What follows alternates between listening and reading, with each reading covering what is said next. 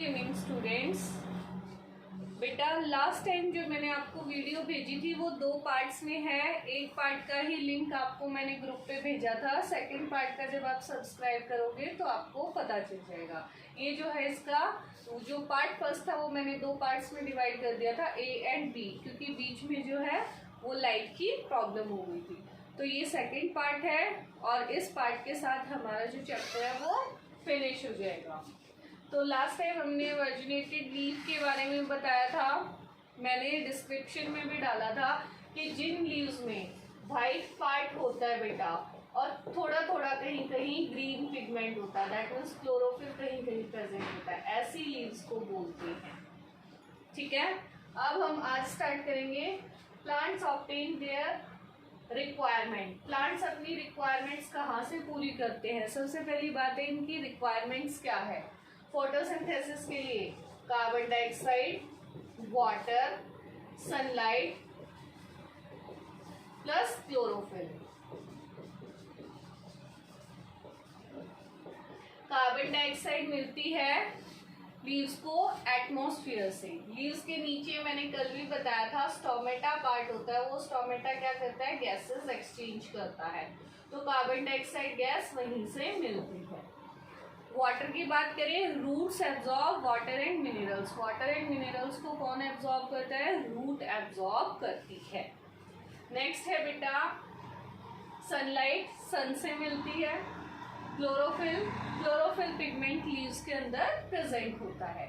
तो ये सारी रिक्वायरमेंट्स प्लांट्स को पूरी करनी होती है फोटोसिंथेसिस के लिए, ये हमने कल भी बताया था आपको। नेक्स्ट है रोल ऑफ लीफ। लीफ का क्या रोल है लीव्स का? एक तो उसके पास ग्रीन पिगमेंट होता है क्लोरोफिल, जिसकी वजह से वो फूड बना पाती है।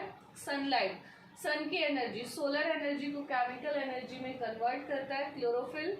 ग्रीन पिगमेंट, साथ साथ लीव्स के नीचे वाले पार्ट पे ज्यादा स्टोमेटा प्रेजेंट होते हैं जो गैसेस एक्सचेंज में हेल्प करता है, और लीफ को फूड फैक्ट्री बोला गया है प्लांट्स की। नेक्स्ट, अब हम आगे बात करेंगे और जो हमारे 4 मोड ऑफ न्यूट्रिशन है। कल हमने 2 मोड करे थे, ऑटोट्रॉफिक एंड हेट्रोट्रॉफिक।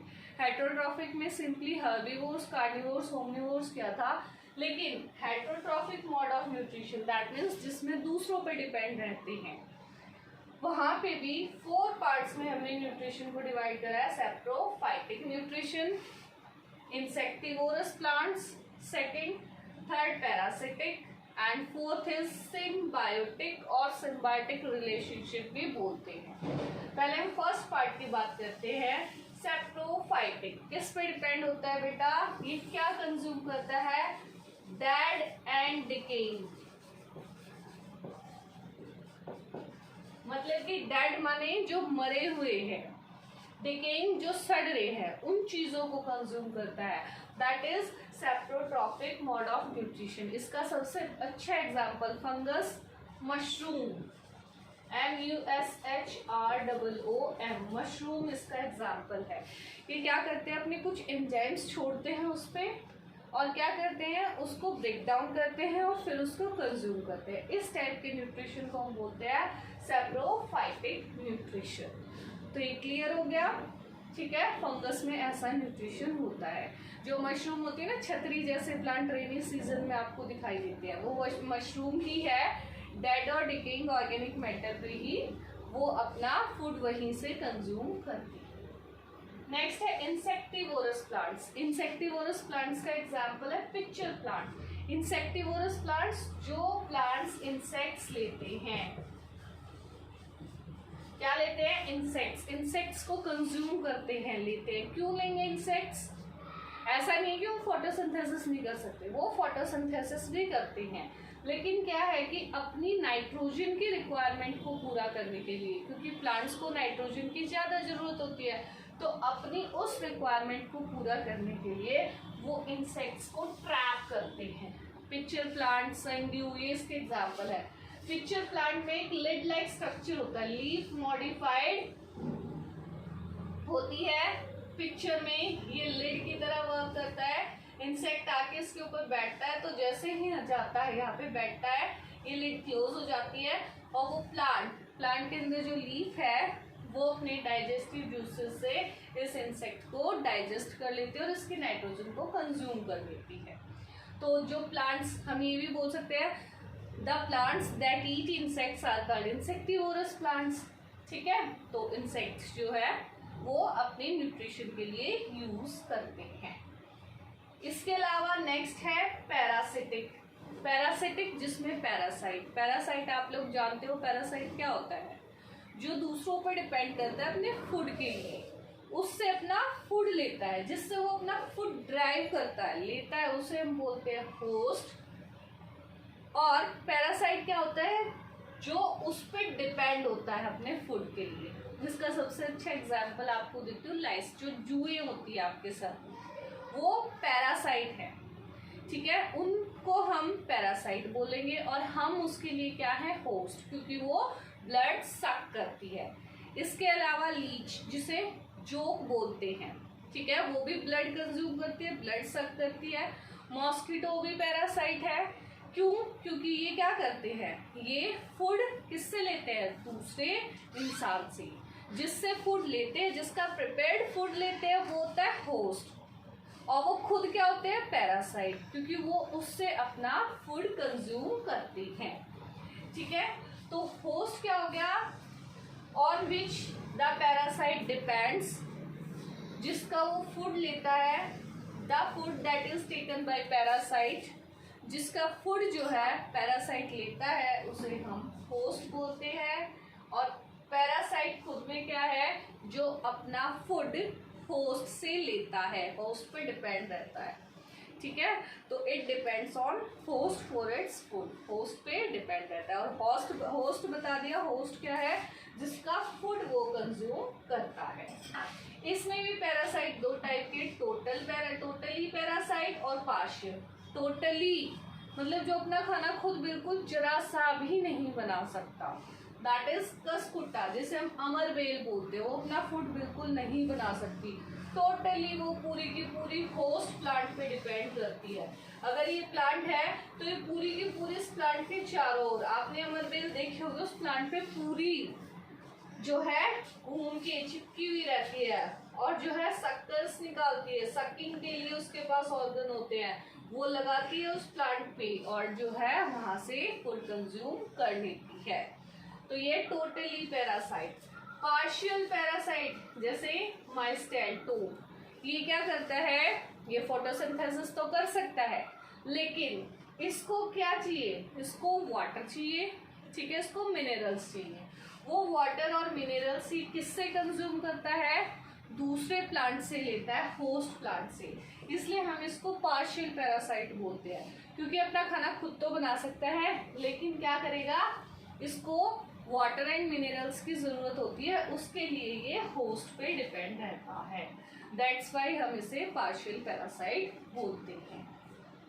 ठीक है बेटा, इतना क्लियर हुआ। And last one is symbiotic. Symbiotic relationship in which two organism live together and mutually depend on each other. एक दूसरे पे डिपेंड रहते हैं, एक दूसरे को बेनिफिट देते हैं, उसे हम सिम्बायोटिक रिलेशनशिप बोलते हैं। पैरासाइट और सिम्बायोटिक रिलेशनशिप में डिफरेंस भी बताऊंगी। पहले हम सिम्बायोटिक रिलेशनशिप की बात कर लेते हैं। इसका सबसे अच्छा एग्जांपल है लाइकन्स।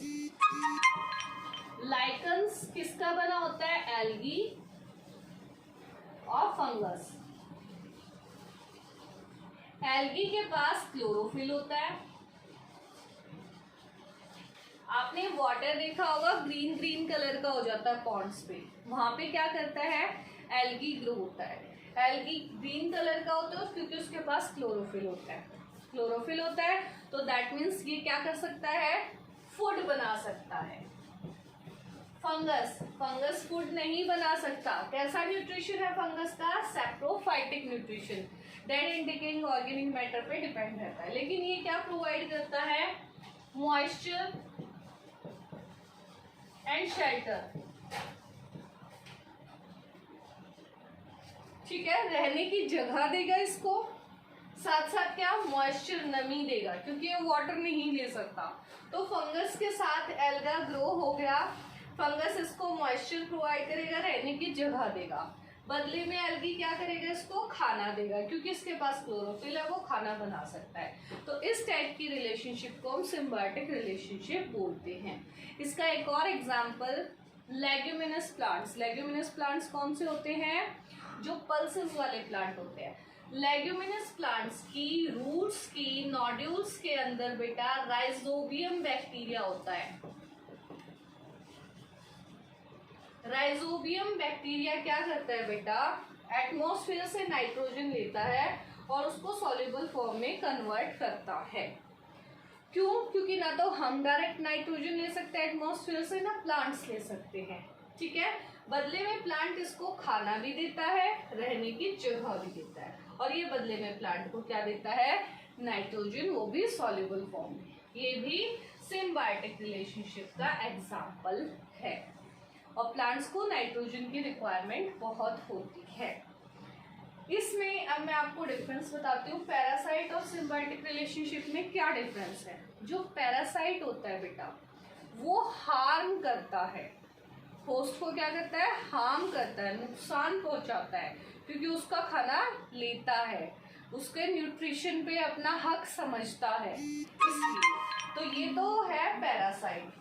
अगर हम बात करें सिम्बायोटिक की बात करते हैं, तो सिम्बायोटिक में क्या है बेटा, सिम्बायोटिक में ऐसा कुछ नहीं होता कि वो पैरासाइट है या वो दूसरे वाले जो है प्लांट को कुछ डैमेज करेगा, नहीं। इसमें दोनों को बेनिफिट होता है, दोनों को लाभ होता है, किसी को भी नुकसान नहीं होता। लेकिन पैरासिटिक न्यूट्रिशन में एक को नुकसान होता है, वो है होस्ट, ठीक है। पैरासाइट वाले को तो फायदा होगा ही, उसे तो बना बनाया रेडीमेड फूड मिल रहा है, ठीक है। तो इसलिए ये मेन डिफरेंस है। इसके अलावा बेटा प्लांट्स की बात करें तो प्लांट्स जो है ग्लूकोज बनाते हैं फोटोसिंथेसिस से। ग्लूकोज किस किस का बना है, कार्बन, हाइड्रोजन और ऑक्सीजन का। इसके अलावा प्लांट्स फैट एंड प्रोटीन भी सिंथेसाइज करते हैं, ठीक है। इसके अलावा उन्हें नाइट्रोजन की भी जरूरत होती है, ठीक है। अब हम बात करते हैं nutrients replenishment in the soil. Soil में न्यूट्रिएंट्स को रिप्लेनिश करना, दैट मीन्स दोबारा उसके अंदर डालना। आप सोचो, जब आप क्रॉप बार बार ग्रो करते रहोगे तो धीरे धीरे सॉइल के न्यूट्रिएंट्स जो है वो बेटा खत्म होते रहेंगे। तो क्योंकि प्लांट्स को मैक्रो और माइक्रो दोनों न्यूट्रिएंट्स की जरूरत होती है। मैक्रो न्यूट्रिएंट्स जो ज्यादा अमाउंट में चाहिए, माइक्रो न्यूट्रिएंट्स जो कम अमाउंट में चाहिए। मैक्रो न्यूट्रिएंट का एग्जांपल है नाइट्रोजन, माइक्रो न्यूट्रिएंट का एग्जांपल है कॉपर, मैग्नीशियम। वो कम अमाउंट में चाहिए, वो ज्यादा अमाउंट में चाहिए। लेकिन क्योंकि बार बार क्रॉप ग्रो करते रहोगे तो सॉइल की फर्टिलिटी पे इफेक्ट पड़ेगा, सॉइल से न्यूट्रिएंट्स चले जाएंगे। तो इसलिए सॉइल को रिप्लेनिश करना होता है, वापस उसे वो न्यूट्रिएंट्स देने पड़ते हैं। और वो कैसे देंगे हम, या तो मैन्योर डालोगे या फर्टिलाइजर डालोगे, या थर्ड मेथड है क्रॉप रोटेशन। क्रॉप रोटेशन का मतलब क्या है, फर्स्ट टाइम कोई और क्रॉप ग्रो कर दी, सेकेंड टाइम कोई और क्रॉप ग्रो कर दी। जैसे first time leguminous plants grow कर दिए तो उसमें रूट नोड्यूल्स में वो राइजोबियम बैक्टीरिया होता है, तो नाइट्रोजन जो है सॉइल में रिप्लेनिश हो जाएगी, क्योंकि जब हम उसको कट करेंगे तो उन लेग्यूमिनस प्लांट्स को जो पार्ट रह जाता है उसे प्लाउ कर लेंगे, जोत लेंगे साथ साथ, ठीक है। वो अच्छे से मिक्स हो जाएगा तो सॉइल को नाइट्रोजन मिल जाएगा। सेकेंड टाइम हम दूसरा प्लांट ग्रो कर लेंगे, जैसे हम व्हीट, राइस, वो भी क्या करते हैं, क्रॉप रोटेशन की तो है। दैट मीन्स एक बार हम व्हीट ग्रो करते हैं, बीच में फिर हम ज्वार वगैरह या जई वगैरह इस तरीके से कुछ ग्रो कर देते हैं, या बीच में वेजिटेबल्स ग्रो कर देते हैं। किस लिए, सॉइल को रिप्लेनिश करने के लिए। फिर हम राइस ग्रो कर देते हैं। ऐसा नहीं कर सकते, उसी लैंड पे बार बार वही क्रॉप ग्रो करते रहेंगे, उसी लैंड पे बार बार वही क्रॉप ग्रो करते रहोगे तो उस क्रॉप को जो न्यूट्रिएंट्स चाहिए उन न्यूट्रिएंट्स की कमी होती रहेगी और नेक्स्ट टाइम क्रॉप अच्छी भी नहीं होगी। इसलिए वो भी बहुत जरूरी है। इसे कहते हैं nutrients replenishment in the soil, soil में रिप्लेनिश करना। तो इन सब न्यूट्रिएंट्स की बहुत ज़्यादा ज़रूरत होती है। इसके अलावा अगर बच्चे आपको किसी भी चीज़ में कोई प्रॉब्लम होती है तो आप पूछ सकते हो। ओके, वैसे ही चैप्टर आपका कंप्लीट हो गया। इसके अलावा कोई डाउट हो तो बेटा देख लेना। Okay, that's all. ये हमने शॉर्ट में ही किया है।